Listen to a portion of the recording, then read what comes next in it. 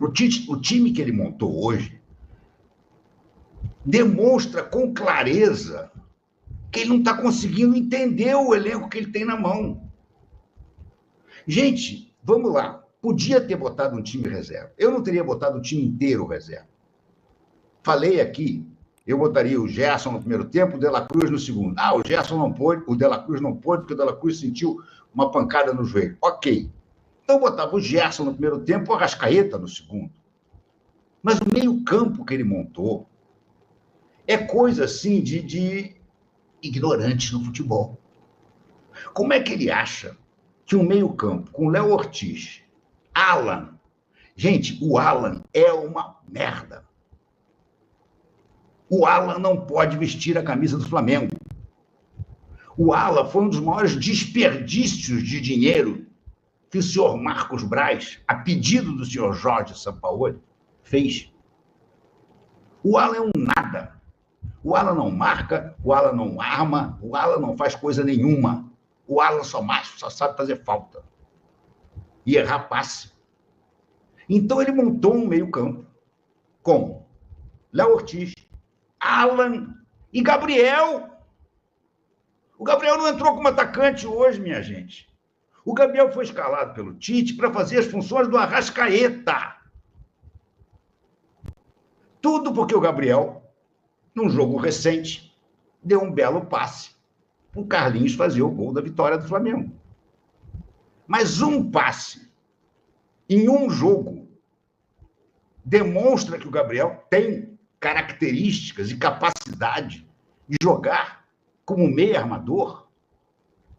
É claro que não. É claro que não. Ele hoje chamou o Lohan de volta.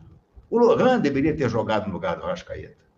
E o Gabriel no lugar do Carlinhos, que é muito bonzinho, que tem uma história bonita, mas que é um butinudo, gente. Vai fazer um gol aqui, outro acolá, mas é um butinudo também. Também não é jogador para o Flamengo. E o Wesley, gente? O que é o Wesley? O Wesley hoje levou o drible por debaixo das pernas. O Wesley quase fez um gol contra numa bola que estava na mão do Rossi. O Wesley é um desastre. Você jogar com o Wesley é pior do que você jogar com -1. Porque quando você joga com -1, o -1 não faz gol contra. O -1 não entrega a bola para o adversário. O -1 não deixa uma avenida. Mas o Wesley faz isso tudo. Então, amigos, o que eu digo é o seguinte: perder para o São Paulo no Morumbi não é nenhuma vergonha. Não quer dizer que o Flamengo vai perder o Campeonato Brasileiro por causa disso. Ainda tem muito jogo pela frente. Nós estamos, tecnicamente, com o mesmo número de pontos do Botafogo. Não é nada disso. Agora, assusta e revolta você olhar o treinador do seu time. O treinador que durante anos foi considerado o melhor treinador brasileiro em atividade. O cara que dirigiu a seleção brasileira em 2 Copas do Mundo. Fez 2 seleções de merda, a verdade é essa. Mas, enfim, dirigiu. E esse cara é capaz de montar um time com Léo Ortiz, Alan e Gabriel no meio-campo. E aí, Matheus Carvalho na ponta direita, Carlinhos no meio-campo e Bruno Henrique atarrachado na ponta esquerda. Ele hoje atarrachou o Bruno Henrique na ponta esquerda de novo. Bruno Henrique não jogou bem? Não jogou. Mas estava atarrachado na ponta esquerda também. Então, meus amigos, eu vou dizer uma coisa para vocês: é desanimador. É desanimador, principalmente pela perspectiva do que vem pela frente. Família Teles, Renato, causa revolta o cara experiente como o Tite não saber escalar, também acho. Manda o Matheus Gonçalves para a Rússia e paga mais um caminhão de dinheiro no Claudinho. Arrasca não tem quem o substitua. Alan e Wesley, jogadores da Série B. Estou contigo e não vá. Aliás, surgiu essa história agora, né? Que a Rússia pode aceitar liberar o Claudinho desde que o Flamengo mande o Vitor Hugo e o Matheus Gonçalves. Manda ontem e dá o Wesley de bonificação.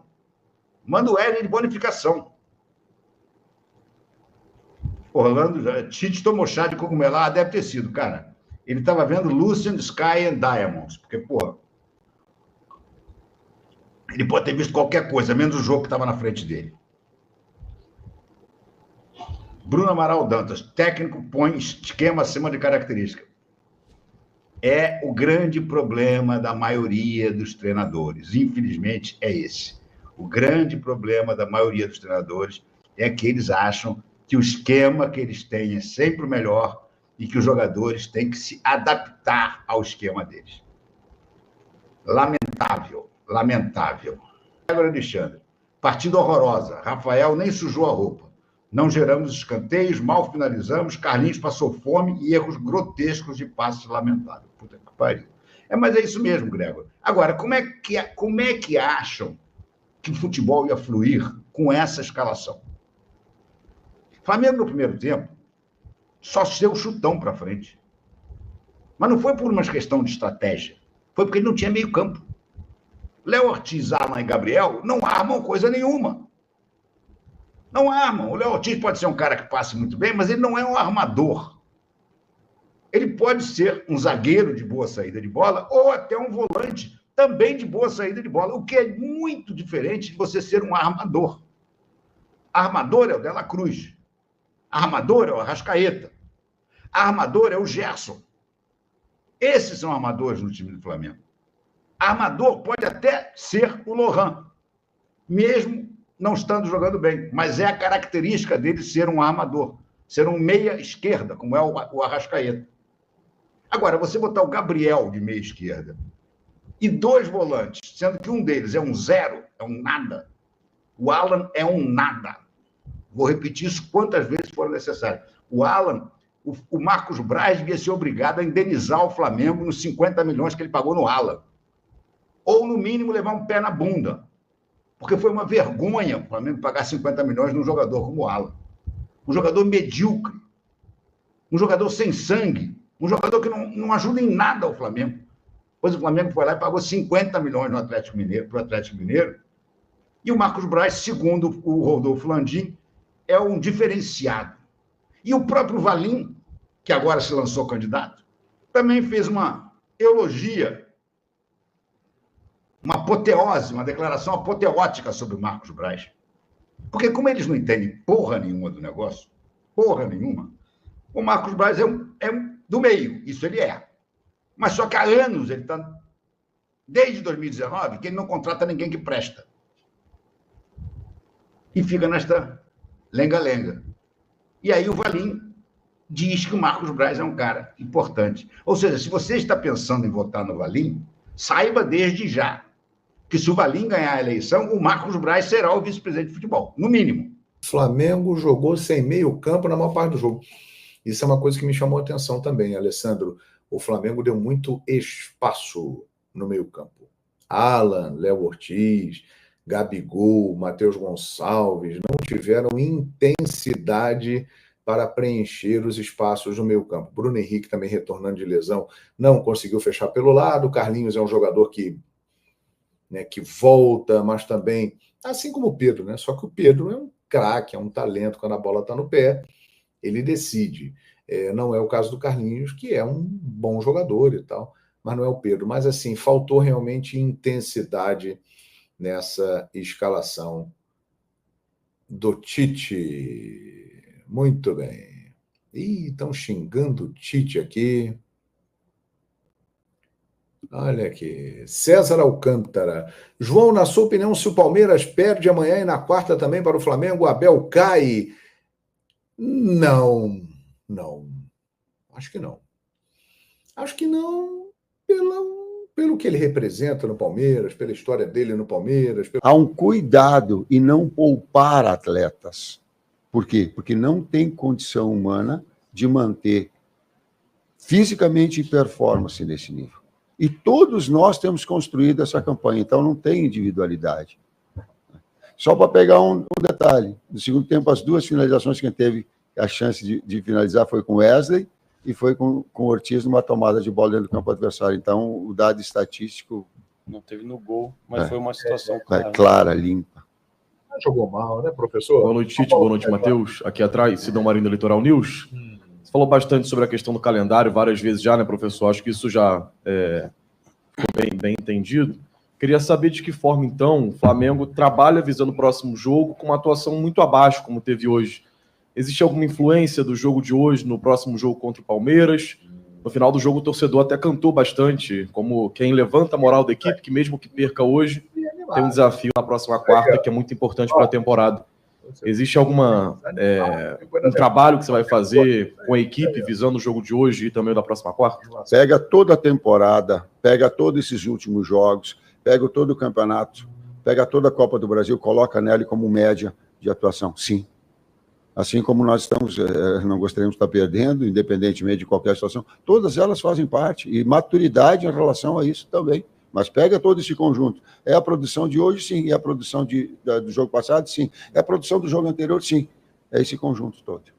Tite, boa noite. Duda Gonçalves, da ESPN. Sei que vocês não gostam de falar individualmente sobre atletas e performance, obviamente, mas é impossível não te perguntar a respeito do Gabigol e também do Bruno Henrique, voltando à titularidade, uma dupla que a gente sabe que faz muito sucesso no Flamengo, com seus méritos também, pelas suas performances. Queria que você, se pudesse, analisasse também os dois, se individualmente, se puder, se não, no conjunto, como você avalia a performance dos dois na partida de hoje? Obrigado. Dois grandes jogadores. Dois jogadores. São dois monstros. Na história, dois grandes atletas. E, publicamente, eu pedi ao BH, porque a gente precisava de um jogador de velocidade. Eu pedi ao BH que ele pudesse vir, sentar nas suas condições, sentar na sua plenitude, sim. Mesmo dizendo assim, mas correria um risco de lesão? Não, clinicamente não. Essa segurança a gente tinha. Mas ele não estava ainda treinado, mas nós precisávamos de jogador de velocidade. A equipe, quando ela machucou, quando o Luiz fora por cartão, com o Cebola fora por cartão, já tem um jogador de agudo no setor. E foi até onde deu. Então, são dois jogadores que precisam ser muito respeitados e tenham respeito. Paulo Bastos, estava confiante para quarta-feira, mas agora estou preocupado. São contextos completamente diferentes. O Flamengo terá na quarta-feira o seu time considerado titular, o seu time completo, num jogo que começa 2-0 para o Flamengo e é um jogo eliminatório mata-mata. Então, o contexto dos jogos é completamente diferente, né? O Flamengo perdeu hoje para o São Paulo no Morumbi, com uma equipe que não é considerada titular, usou alguns titulares no segundo tempo, e, mesmo com essa derrota, o Flamengo está a 3 pontos do líder e com um jogo a menos. Ou seja, o Flamengo, mesmo sendo derrotado, ele está vivíssimo na briga pelo título. Na quarta-feira, não. É tudo ou nada. Se perder por 3 gols de diferença, o Flamengo estará eliminado da Copa do Brasil. Se perder por 2 gols de diferença, a disputa irá para os pênaltis. Passar agora para vocês que o Flamengo deseja qualificar ainda mais o elenco de Tite para o restante da temporada, e por isso vem fazendo movimentações nos bastidores para sacramentar novos negócios nesta janela. Além disso, um dos grandes objetivos é não perder jogadores. Por isso, mesmo que não seja titular, a diretoria rubro-negra decidiu não negociar Matheus Cunha agora.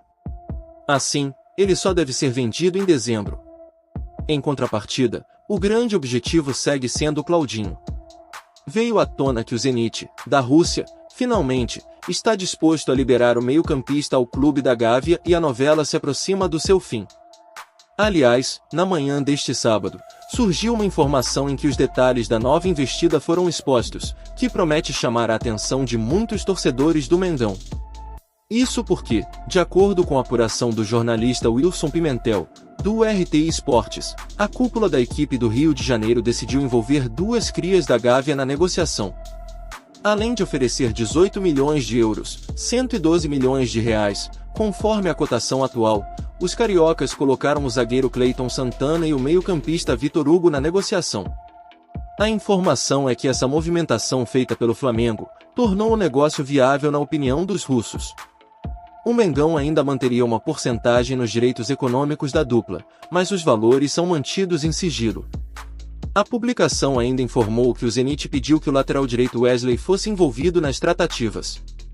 No entanto, Tite não gostou da ideia e, assim, a diretoria optou por recusar o pedido. O que vocês acham, nação?